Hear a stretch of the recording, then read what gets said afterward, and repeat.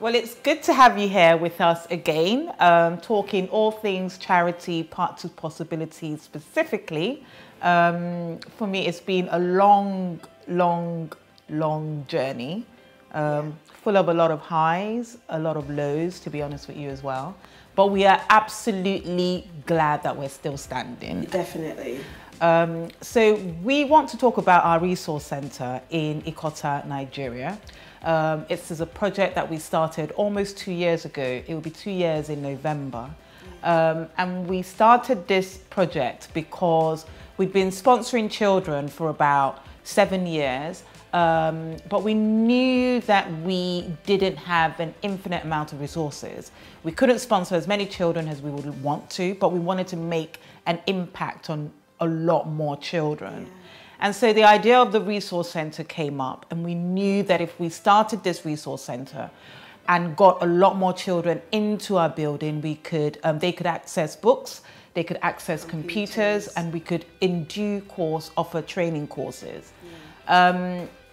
And we made it happen. Yeah, we made it happen, but we kind of just didn't rush in because it was very important that we knew that the community wanted it, that there was a need for it. We knew, but it was important to us to kind of establish that we didn't want to go in and say, this is what you need, and we're doing it.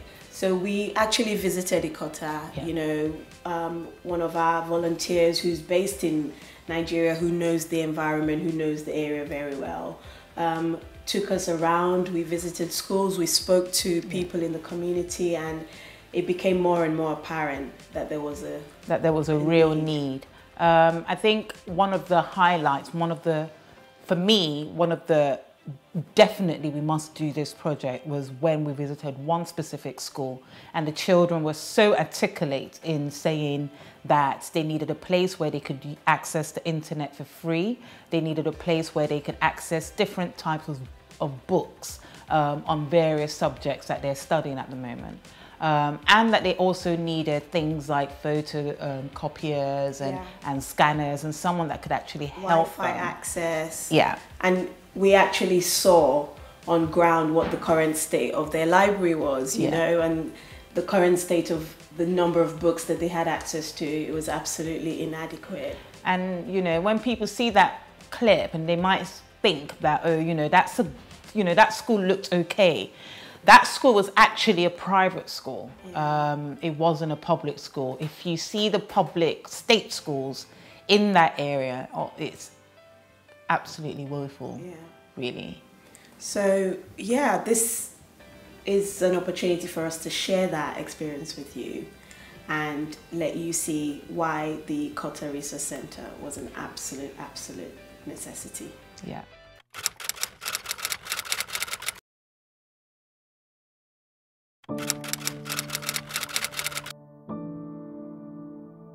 I'm Mrs. Mary Efe.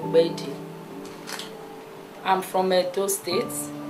I'm a police officer, a sergeant by rank. This is Victoria. Unfortunately, I lost my husband 2 years ago, precisely on the 24th of May 2013.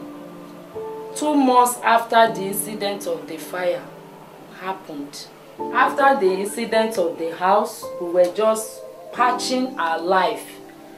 Just 2 months later, my husband died and I became a widow. So it has not really been easy with the... Because of the way the room is, we've abandoned it. All of us are sleeping in the city. You can see the ceiling. I've not been able to fix this place because I have to raise this house to the level and then redo it. So for now, but when we sleep here, rats, you can see the holes. Rats come in from here, my children will be running up and down. So we just keep things here, and at night we sleep in the sitting room for now.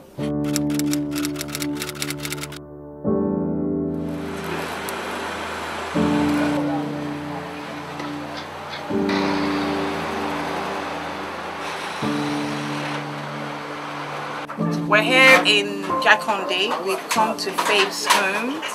It's in Jakonde. Jakonde is just about 20 minutes, if that, from Lekki.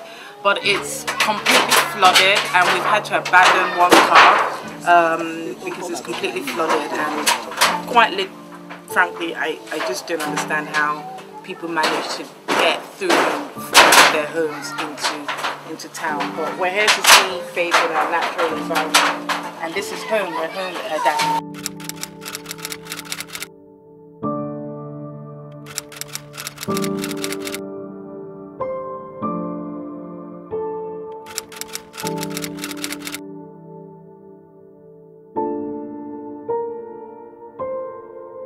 Is there a local library in this area? So is there somewhere outside of school where you can go to borrow a book or use the computers? No. If you wanted to study outside your local area, you read your notes, and what if you wanted to use the internet? If we're reading outside the school, like doing for exams, either we go to the cyber cafe where we'll pay for or buy time. Like we can pay 100 naira for 30 minutes. Then we'll stay there and browse, or we'll use our phones or our textbooks to read. Would it be beneficial if you had access to the internet without having to pay for it? Yes, very well. Yes. Very, very well. I heard a very robust yes, very well. I'm gonna ask 3 people to stand up and just to tell me how that would make life a little bit easier. Okay. What I think about is that it should make our parents to spend less money. Whenever we want to read, instead of us depending on our parents every time to give us money, to go to the cyber cafe to stay there for 3 minutes, we just come to the library without asking them for any money. And how many of you have access to internet at home? So not a lot. So sometimes is it that you can't do your assignments because you can't get on the internet? We also need good facilitators who can help us in operating the computers and instruments or equipment like printers, photocopier, and so on and so forth. In a library, like a subject is not meant to have only one textbook. You need more textbooks. So when you're looking for an information, you don't get it from that particular textbook. You look for another textbook that can give you the information you're looking for. That's good. That's good. So access to multiple books. Yes. So this is all the maths books. Yes. This 2 here. Yes. These 2 shelves serve 350 students.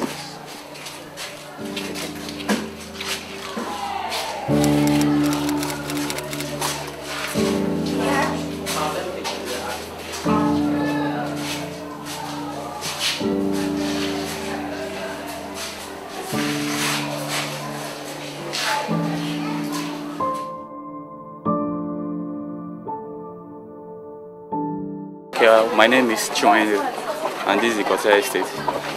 So, Ikota Estate? Yeah, Ikota Housing Estate, Lekki, Nigeria.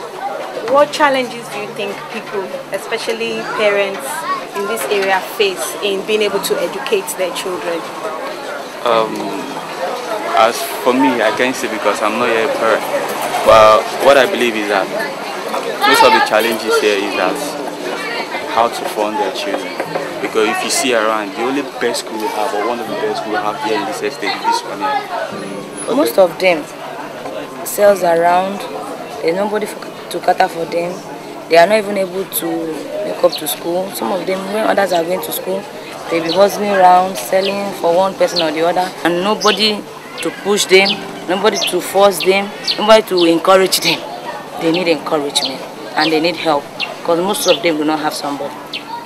Thank you very much.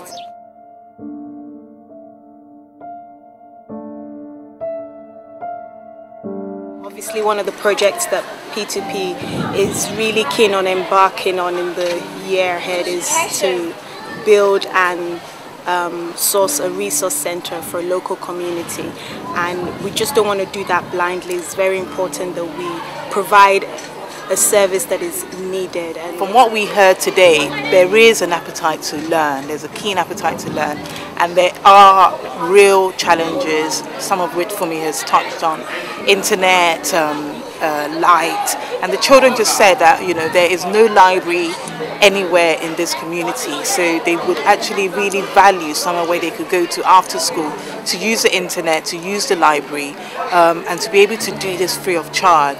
Some of them also mentioned that it would be of great help and benefit to their parents. So, you know, the need is there, and there is the appetite to learn, and I think truly they deserve, you know, they deserve our support and the resources that we can hopefully bring them.